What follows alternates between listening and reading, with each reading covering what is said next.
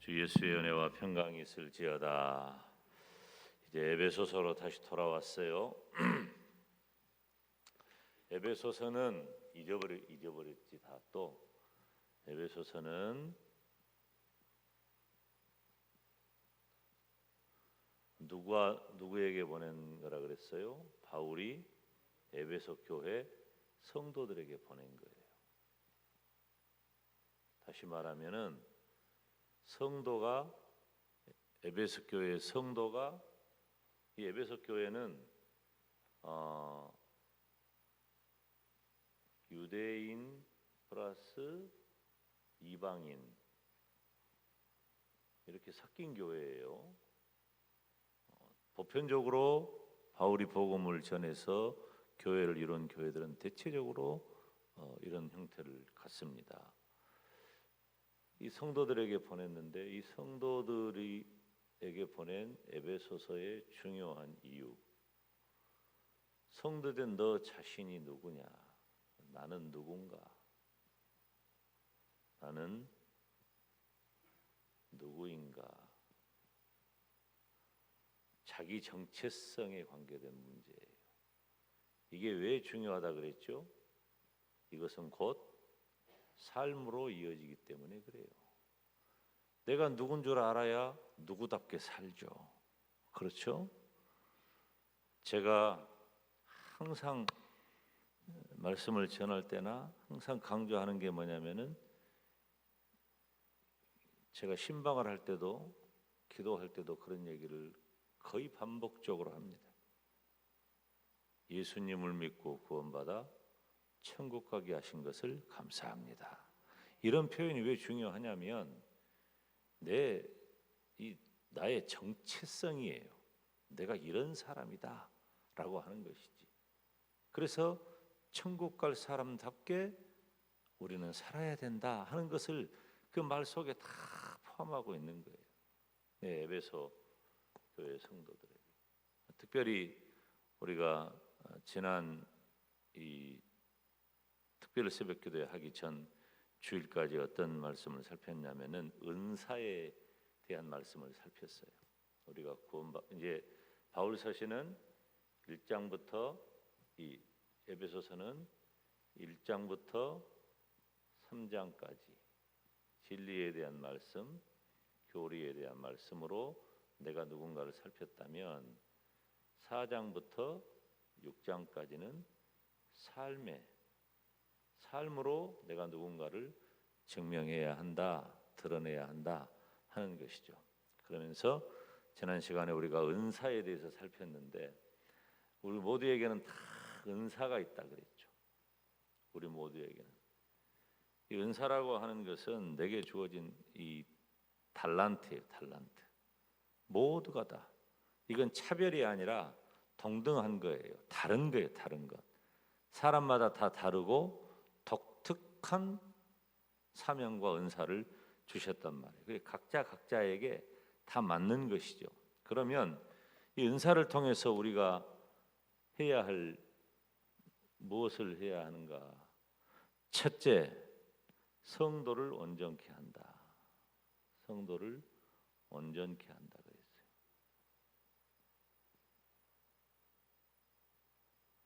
두 번째, 두말할 것도 없이 봉사의 일을 하게 하는 거예요. 은사가 주어졌으니까 그걸 따라 시간이 허락된 사람은 시간의 봉사, 그리고 기능이 있는 사람은 기능의 봉사, 물질이 있는 분들은 물질의 봉사, 이런 여러 가지 내게 주어진 그 봉사를 해야 되는 거예요. 근데 나한테 은사가 주어졌는데 그 은사에 대해서 내가 인색한 마음을 갖는다. 시간이 있는데 게을르면 안 돼요. 나태하면 안 돼요. 내게 건강이 주어지고 또 내가 이런저런 기능적인 요인이 있다면 그것을 가지고 봉사해야 된단 말이에요. 나에게 하나님이 물질을 주셨다면 그 물질에 인색하면 안 돼. 여러분, 우리가 이거 물질에 대한 설교를 하는 시간이 아니기 때문에 많이 다루지 않지만 다 흘러가야 돼요. 우리 인생 자체가 우리가 하나님 앞에 갈 때는 빈손 들고 가는 거예요. 그래서 우리는 녹슬지 말고 달아져야 돼요. 나에게 주어진 것에 대해서. 은사는 봉사예요. 결국 이 은사를 통해서 우리가 그리스도의 몸인 교회를 세우는 거예요. 이 교회를 제가 그리스도의 몸이라고 그랬죠. 교회를 세워나가는 것이죠. 그러면 오늘 우리가 함께 읽은 말씀은 사실 굉장히 중요한 얘기예요. 오늘 저는 이제 새벽기도는 20분 정도에 끝내고 자유롭게 기도하고 여러분이 일상적인 그런 삶을 이렇게 할 수 있도록, 또 새벽에는 기도하는 것이 또 중요하니까 사실은 이 김 목사가 오늘 우리가 함께 읽은 13절부터 16절까지 이 말씀은 제가 우리 아들의 이름을 지을 때 이 성경을 근거로 해서 이름을 지었을 정도로 굉장히 중요하게 생각하는 성경이라고 하는 것이죠. 그러면 여기 있는 이 말씀의 제목을 어떻게 잡아볼까? 여러 가지로 다 할 수 있어요. 저는 여기 13절에서 16절까지 설교를 하라 그러면은 이것만 갖고도 한 달 동안 해요. 그렇게 중요하고 깊은 내용들이 많이 있어요. 한마디로 말하면은 성숙한 신앙의 모습이에요. 성숙한 신앙. 야, 이 기가 막힌 단어가 나왔습니다, 여러분. 성숙하다. 무엇이? 믿음이. 여러분, 이 말씀의 주인공이 되시기를 바랍니다. 누가 봐도 성숙해야 돼. 그러면 여러분, 교회는 다양한 이런 은사를 가지고 또 한 몸을 이루고 하나로 교회를 세워나가잖아요. 이 은사의 역할이 바로 그거예요. 우리에게 주어진 은사를 가지고 우리는 뭘 할 것이냐. 우리의 사람의 목적은 하나님의 영광이잖아요. 믿으십니까?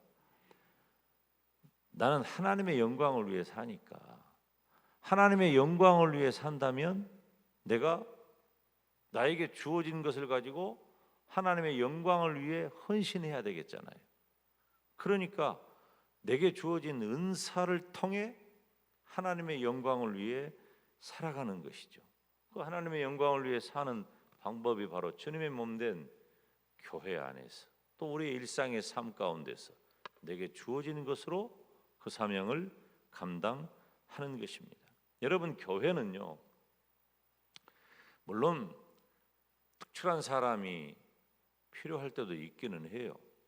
그렇지만 제가 목회를 하면서 깨닫거나 결론에 도달한 것 하나가 있다면 뭐냐면, 교회는 슈퍼스타보다도 더 필요한 것이 모든 성도가 성숙한 신앙을 갖는 것이 훨씬 더 필요하고 중요하다.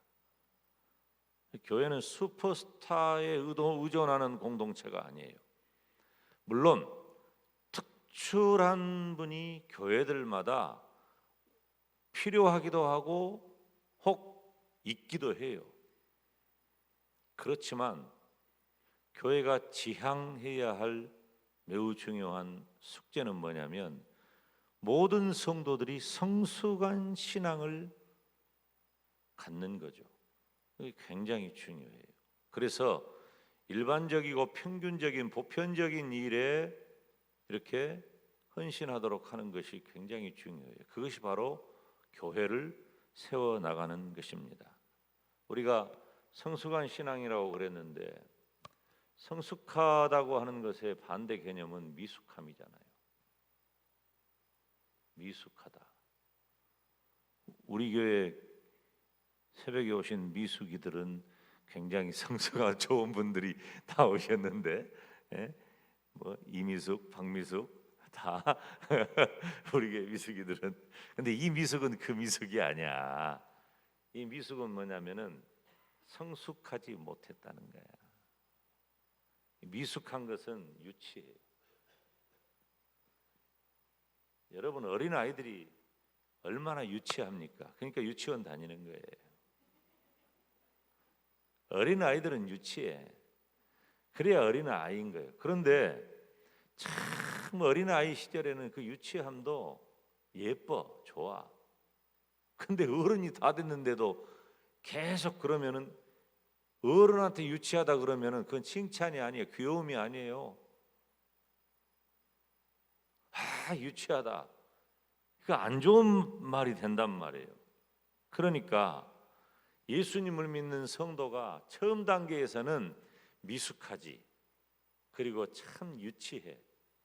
그건 어느 정도 이해할 수 있지만 시간이 지나서 이분이 성숙한 신앙을 가질 만한 그런 상황이 됐는데도 여전히 미숙하고 유치하면 그것은 진짜 골칫덩어리가 됩니다. 교회.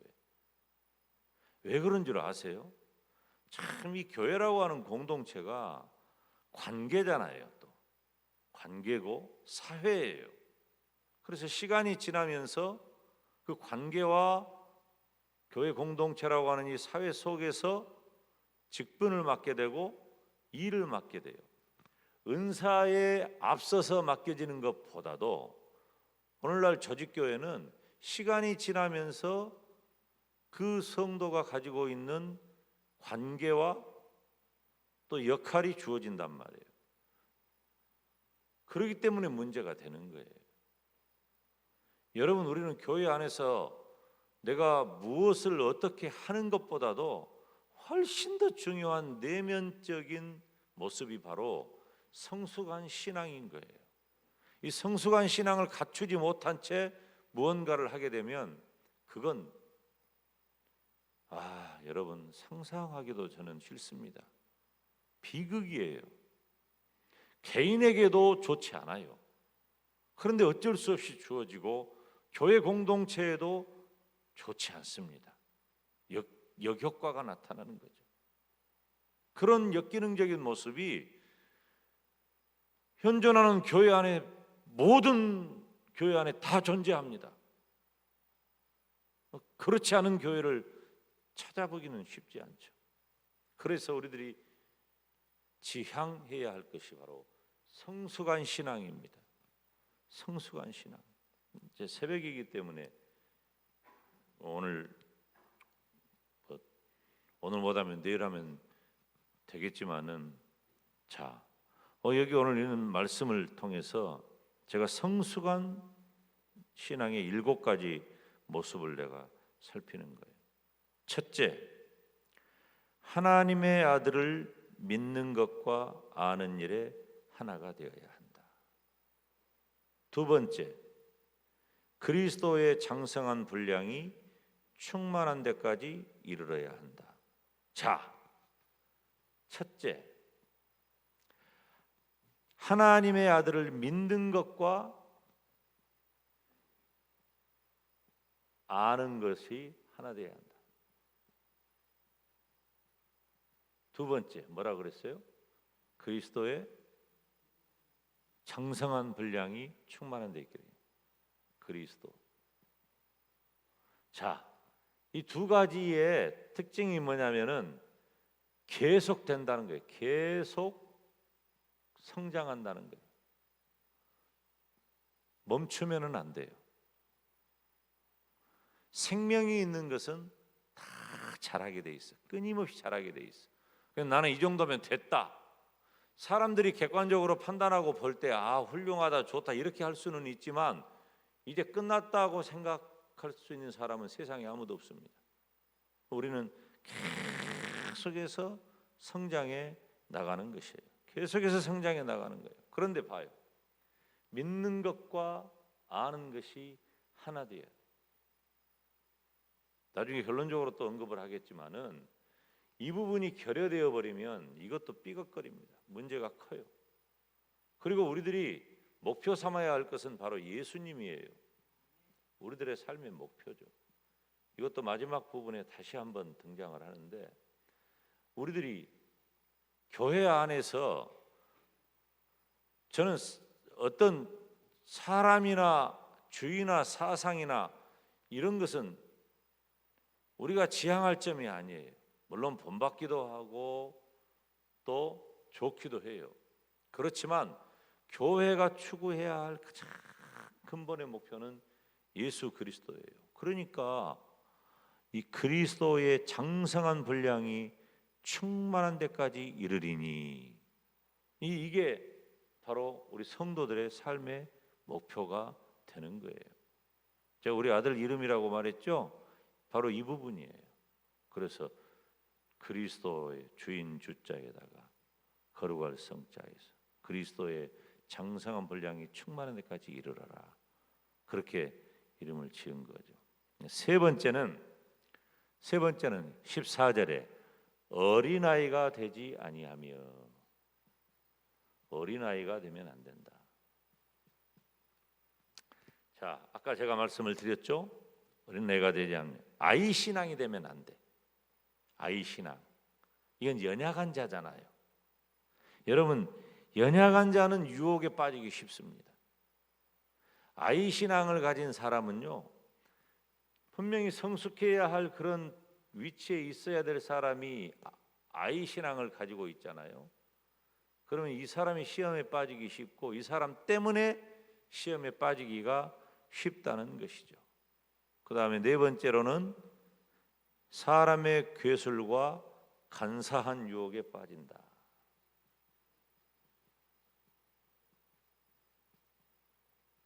사람의 괴술과 간사한 유혹에 빠진다. 이건 뭘 의미하냐면은 세상 유혹에 넘어가면 안 된다.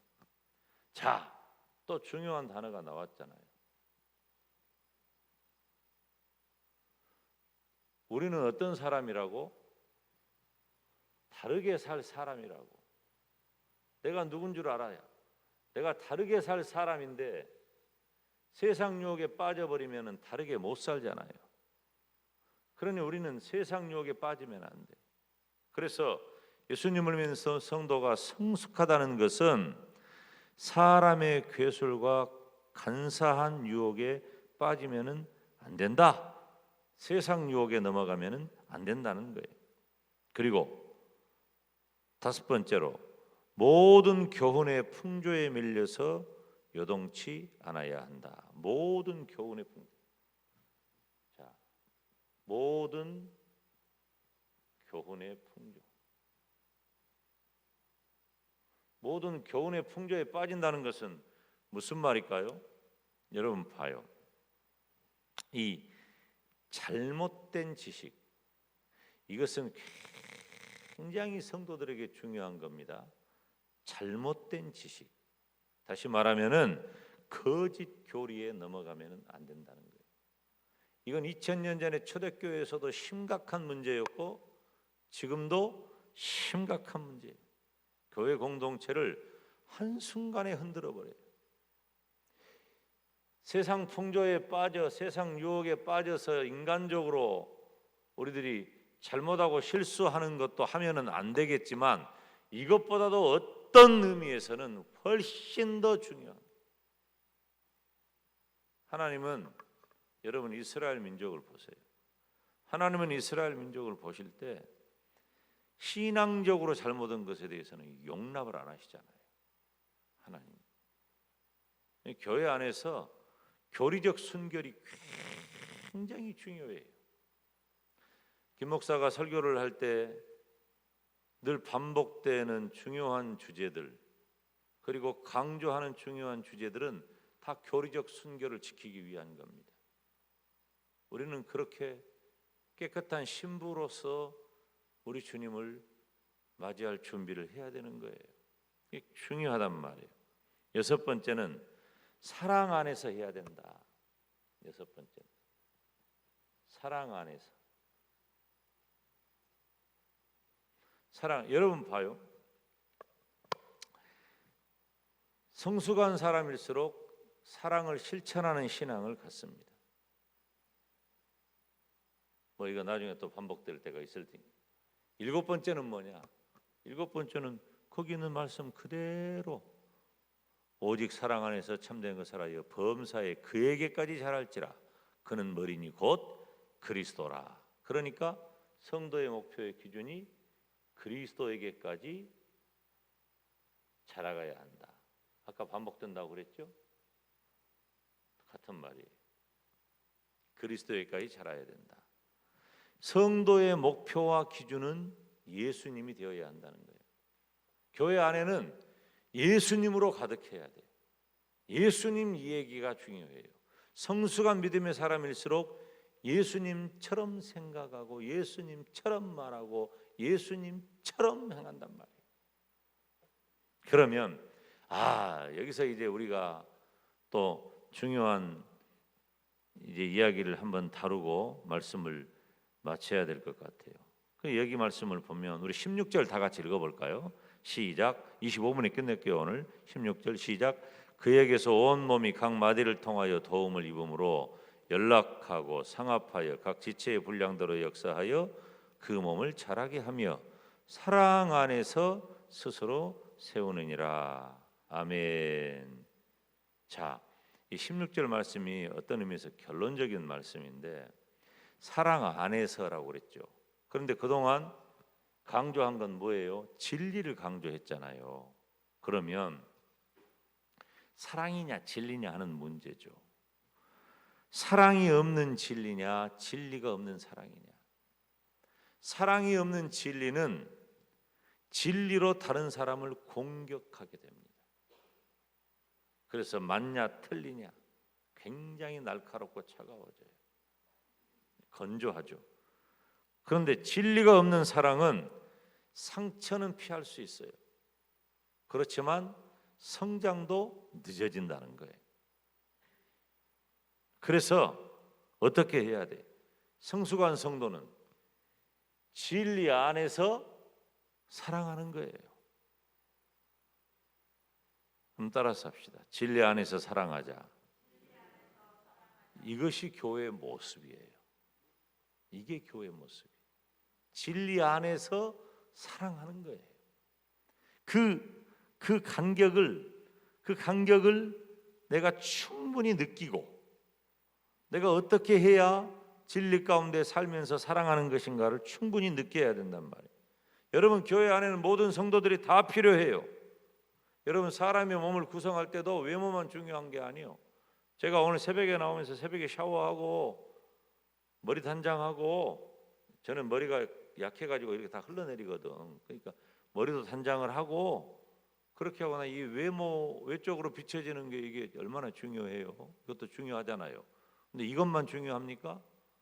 지금 내 안에 심장이 벌떡벌떡 뛰고 간이 제 기능을 발휘를 하고 그렇게 해야지 그냥 겉만 번지르르 해가지고 속은 다 제 기능을 못한다 그러면은 이거 온전한 몸이 아닌 거예요. 온전한 몸이 아니란 말이에요. 그래서 사람은 외모만 중요한 게 아니라 몸 안에 심장이나 간이나 심지어 이 손끝에까지 전달되는 모세, 혈관, 신경 조직 하나하나까지가 다 중요해요. 교회 안에는 다 그래요. 교회 안에는 모든 성도가 다 필요하단 말이에요. 그래서 성도 한 사람 한 사람이 모두 다 교회에 헌신하고 즉 교회에 공헌할 수 있단 말이에요. 모두가 다 필요해요. 그렇게 될 때 교회도 성도도 성숙할 수가 있는 것입니다. 저와 여러분이 예수님 닮은 교회, 예수님 닮은 성도 되어서 성숙한 교회, 어떤 풍랑에도 흔들리지 않는 성숙한 교회와 성도가 되시기를 주님의 이름으로 축원합니다.